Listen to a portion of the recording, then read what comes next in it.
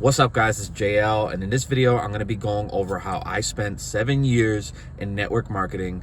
I'm going to show you how to spot them, was it worth it, and I'm going to break down the different versions of network marketing that there are. If you guys want to fast forward to certain parts of the video, I'm going to keep these I'm going to keep everything bookmarked so you guys can just scribble over to the part that you want to see. So let's get into how it started. So typically, these network marketing companies, most of them, not all, most of them are not pyramid schemes. Now, this isn't a positive video or a negative video. I personally don't do network marketing anymore. It just wasn't worth it for me. So let me just stay with that. It wasn't worth it for me, but I did learn a lot. Now, again, the majority of these companies, some of them make most of their money off of the recruitment process. So let's say you're in a network marketing company. Let's say the specialization is nutrition, right? That was my first network marketing company. So the way it works is you tell your friends and family about it, and essentially what happens is there's certain meetings or certain things that you're invited to, and the whole purpose of those is so that you can hopefully invite more people, right? So there is a lineage. So there's one person at the top, they recruit people, and the organization gets bigger and bigger. This is no different than your typical 9-to-5, where there's a CEO, there's the executives that are underneath, managers that are underneath them, and then the workers that are underneath them. Like everything in life is a pyramid. You can call it a pyramid scheme, you can call it whatever. Everything in life is a pyramid. There's always one person at the top that makes the most money, and it trickles down. It could happen in different methods, but it's the same concept. So with this, the idea is to invite people to a meeting. In that meeting, someone that's high up in the pyramid will give a presentation, will give and it's a legitimate presentation. So they're actually providing value, but they're also educating you on the product and what they hopefully hope to recruit you into so that you can promote their product. Now, these pyramid organizations or these network marketing organizations, they make money either on recruiting other members to promote it or sales of the product. Now, the ones that you want, this should hit a red flag in you, right? So if you see a company that is prioritizing heavily the recruitment, then that's when you know the product is probably crap. They want to make their money somehow, and the success rate is probably a lot higher when it comes to recruiting actual people to promote the product than actually selling the product in itself. And I've tried numerous different companies. This brings me to the next part of the video. The different types of network marketing, right? So the ones that I've done is nutrition. I've done that about, I think, 2 or 3 different companies.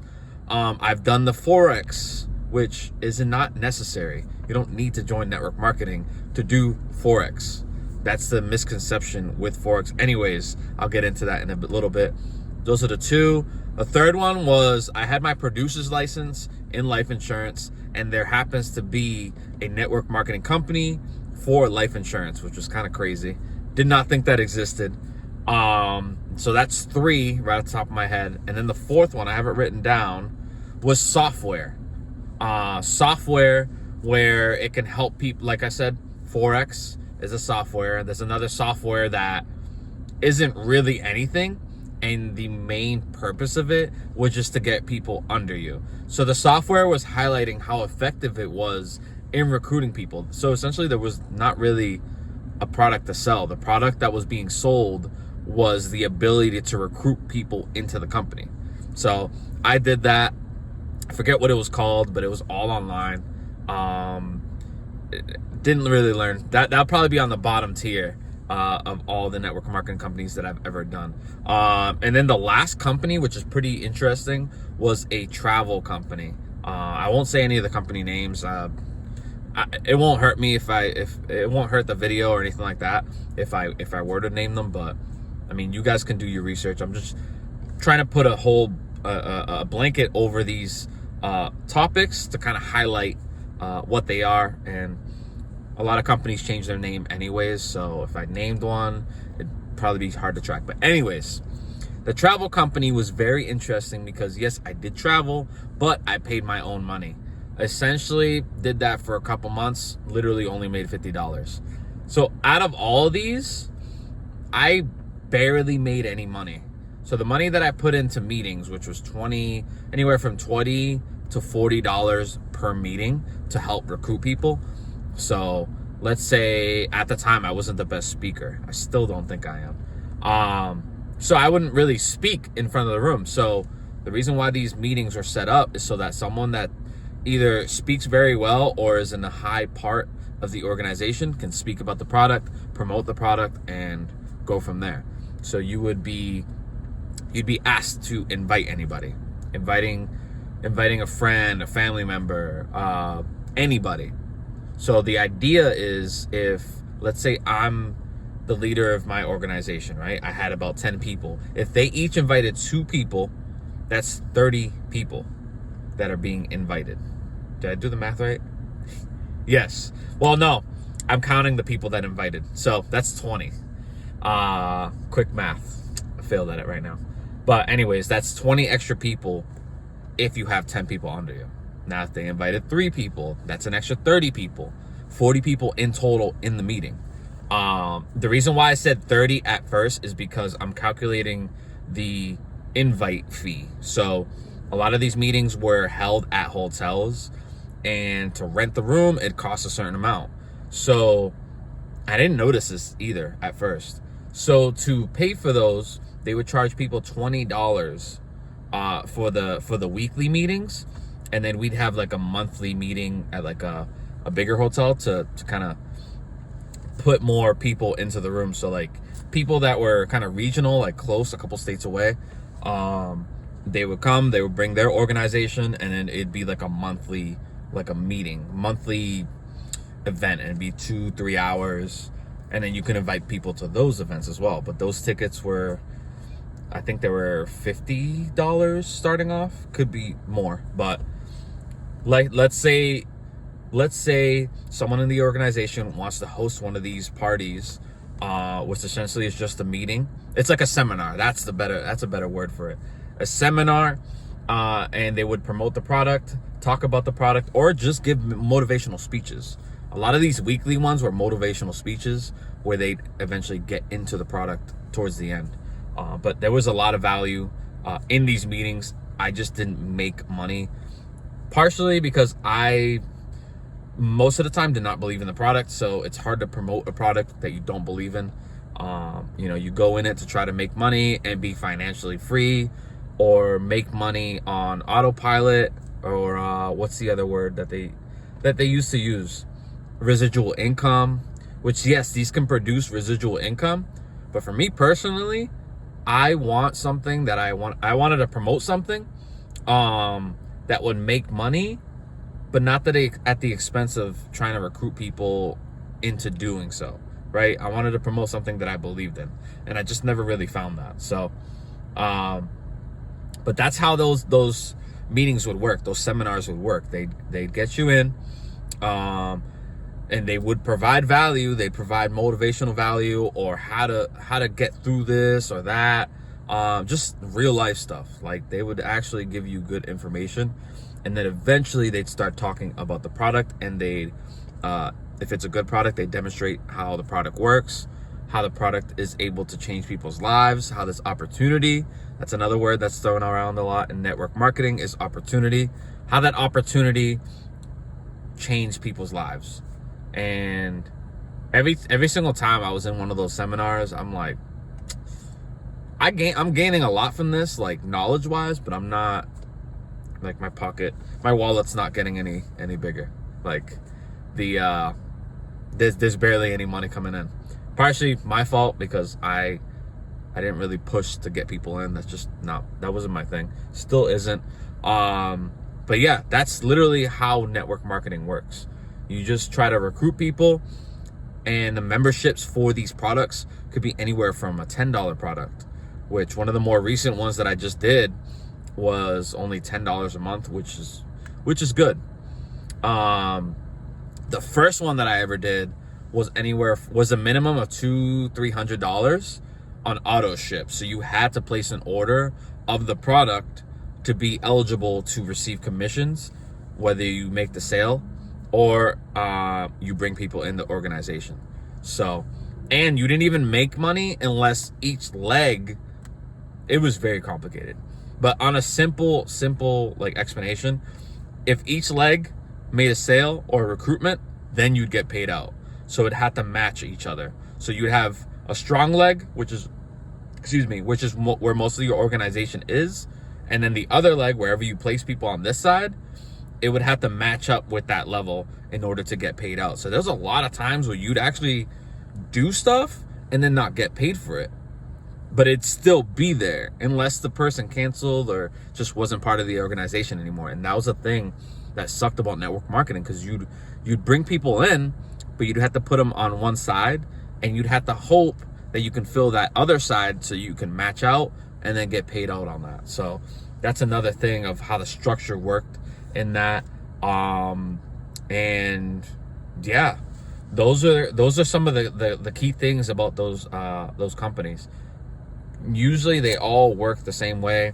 The meetings could be online or they could be in person, but the one to look out for was the Forex one, because they were promoting something about like a Forex scanner, and you don't need any of that to do Forex or to do any sort of trading whatsoever. As long as you practice over time and be disciplined, that's how you succeed in that. I did make some money doing Forex. I didn't make money selling the product of the scanner, which scanned the market, and you don't need any of that crap. So that one I was only in for a little bit. I actually joined with one of my friends at the time, but not friends anymore. Long story there, but I mean, the dude was just in it for obviously the money, but you could tell, like, when someone stops doing something and then they don't reach out to you, it's like, oh, okay, like you were just kind of reaching out just to get me into this company. But hey, I saw an opportunity and I took it, right? What's the saying? I think Michael Jordan said, you miss 100% of the shots that you don't take. Actually, I tried saying that quote the other day, and I said something like, oh, you miss 100% of the chances that you don't take, or something. But yeah, you miss 100% of the chances that you don't take because the shot never happened. So I try to get my spot in there, learn a little bit, but essentially you don't need products to help you trade in the Forex market. Again, the Forex market, if you ever get into it, it's very volatile. I do say, and especially crypto, I do say do your research before you trade Forex, because you can make money on it. This is a side note. This doesn't have to do with the video, but the past year, I think since March, I had this practice account. Actually, a coworker told me about it, and he was a trader, and he would always say like, "Oh, I'm gonna be a millionaire one day," and that's another thing. A lot of people would say that in all these organizations. It's more of a mindset thing to keep people going in the organization so they don't leave. Motivate them and stuff. But nothing's wrong with that kind of thinking. But if you don't have a plan to get there, it's not gonna happen. But anyways, this guy introduced me to this app that lets you trade to simulate trades, so you can practice. And I've been practicing, and I've traded in the past. I've made money, but I've also lost money. So if you don't fully understand trading or just aren't disciplined enough, which I wasn't, I'd see a good trend, then get in it, and I place like 3 separate entries, and you don't do that on a smaller account. I was able to, I think I brought my account all the way up to like $400 or $500 with only putting in like $60, $50, something like that. But I got a little greedy, entered multiple different positions, and all that money was eventually gone. But you live and you learn. But with this app, you're allowed to just practice trades, and I've been practicing since March, and they give you fake $1,000 so you can practice with it. It's not real currency, but it is the real market. So you are trading on the actual live market. And I was able to bring that all the way up to $109,000. Starting off with 1,000 and eventually bringing it up. Right now, Bitcoin just recently hit like 103,000, and a lot of my trades on that practice account were by Bitcoin. So Bitcoin's been on an uphill trend. I think they call that bear market. And yeah, I actually did the same thing that I'm not supposed to do. I entered multiple different entries because I'm already so high, the account's so big that I can afford to have drawback, meaning like it can go backwards. I know I'm getting a little into Forex and stuff, but you can make money on Forex. You just don't need to be joining any of these network marketing companies. But that, hopefully people can relate to that. You know, if you guys, I want you to comment if you guys have ever been a part of any network marketing company. If you want to say the name, feel free, but if not, you know, that's fine. But did you make money in any of these companies, any of these network marketing companies? And if you did, how much, right? So if you guys related to this video, like, share, subscribe. I post videos like this all the time. In the next video, should be popping up somewhere around here. If you guys are looking to find out if you guys can live off of gig apps, I'm currently doing a series on that right now, where I break down if it's possible to make that a full-time job. But anyways, guys, until next time, I'll catch you on the next one.